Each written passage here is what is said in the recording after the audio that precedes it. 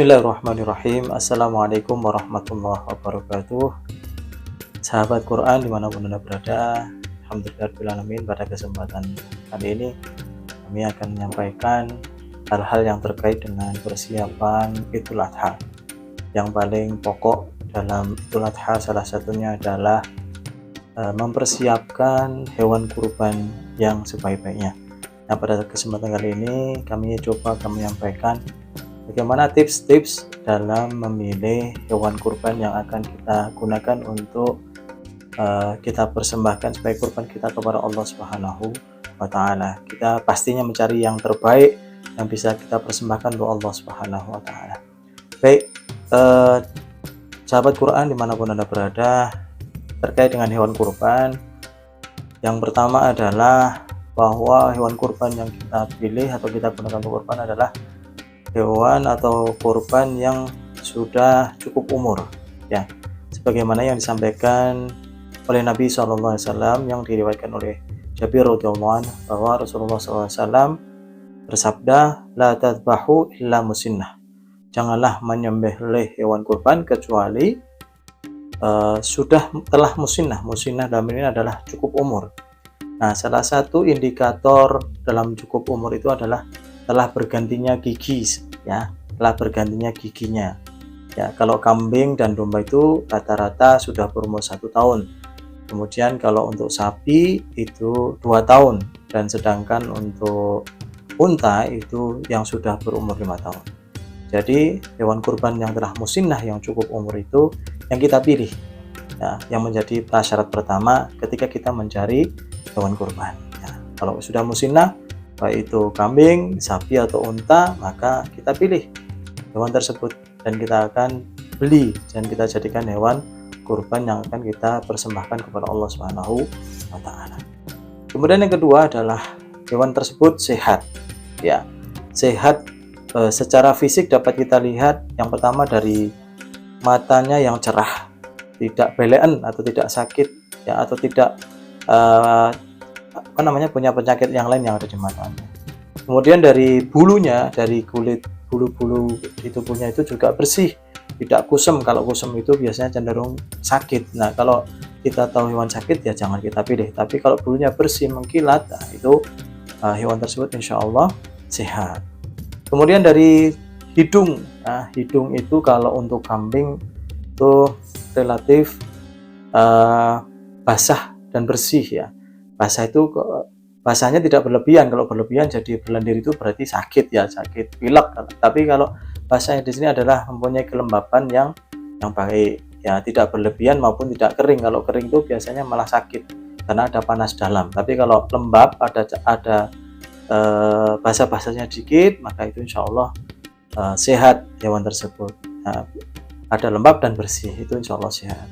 Kemudian hewan tersebut juga lincah, maksudnya aktif, tidak melentru atau hanya diam saja di satu tempat, kemudian jalannya juga loyo. Lah itu menjadi perhatian kita kalau ada hewan yang seperti itu. Kita pilih hewan yang lincah, yang aktif, ya.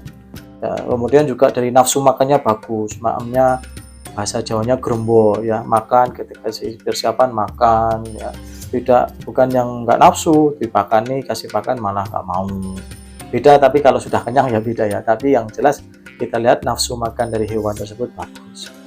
Kemudian juga bisa dilihat dari kotoran hewan tersebut. Kotorannya bagaimana? Apakah mencret ataukah normal seperti halnya kalau kambing, ya, kotorannya seperti standar kambing. Kalau sapi juga standar kotorannya sapi. Unta pun demikian. Kalau kotorannya normal, tidak ada indikasi sakit, ya, itu yang kita pilih, ya. Jadi yang kedua yang paling penting adalah sehat, ya. Jadi yang pertama adalah sudah cukup umur, kemudian yang kedua adalah sehat. Kemudian yang ketiga yang harus kita perhatikan adalah hewan tersebut tidak cacat. Tidak cacat itu indikatornya adalah yang pertama testis utuh dan ada sepasang, ya. Jadi tidak sanglir. Kalau bahasa Jawa sanglir itu hanya satu testisnya, tapi hewan yang kita pilih adalah yang mempunyai testisnya 2. Secara umum itu adalah sehat yang ada testisnya 2 itu. Kemudian juga bisa dilihat dari daun telinganya juga utuh, tidak sobek-sobek, tidak sakit dan tidak sebagainya. Ya, jadi kita cek dari situ. Kemudian juga tanduknya. Nah, ini juga tanduk tersebut tidak patah alias utuh, ya. Boleh sih, ini sunnah. Sunnah kalau kita mencari hewan yang bertanduk itu sunnah. Tapi kalaupun misalnya tidak ada tanduknya gimana Ustadz? Ya sah-sah saja sih, tapi memang tidak mengikuti sunnah, tapi tidak masalah. Tapi yang kalau ada yang bertanduk, ada pilihan, ada yang tanduk, ada yang nggak bertanduk, maka lebih baik kita yang memilih yang mempunyai tanduk. Kemudian juga kita perhatikan kakinya tidak pincang, tidak sakit. Bahkan jangan yang patah atau memang yang sejak kecil pincang, jangan kita pilih. Jadi yang normal, yang memang kita persembahkan yang terbaik. Itu masa kita mempersembahkan yang kakinya pincang atau kakinya nggak ada, kan enggak. Tapi hewan yang betul-betul sehat, normal, gagah gitu ya. Dan kemudian juga salah satu yang harus kita perhatikan tadi adalah mata itu jangan sampai yang buta. Kalau buta itu tidak diperbolehkan ya. Butanya itu bukan karena memang dari lahir, butanya itu jangan sampai memang kita tahu buta dari lahir terus kita pilih, itu nggak boleh. Tapi kalau dalam prosesnya itu kemudian terjadi kebutaan dan bukan kesengajaan kita, ya itu perihal yang lain ya.